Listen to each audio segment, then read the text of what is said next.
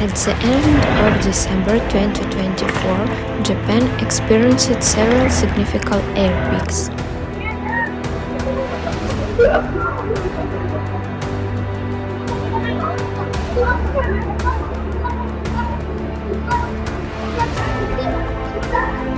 December 27, 2024, a magnitude 5.3 air peak struck the Japanese Sea, approximately 29 kilometers northwest of Kanazawa, Ishikawa Prefecture.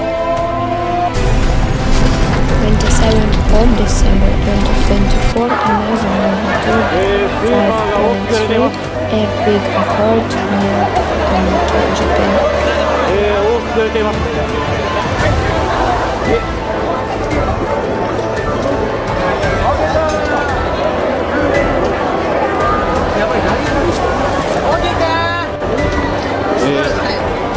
スーパーの中にはまだ人がいます。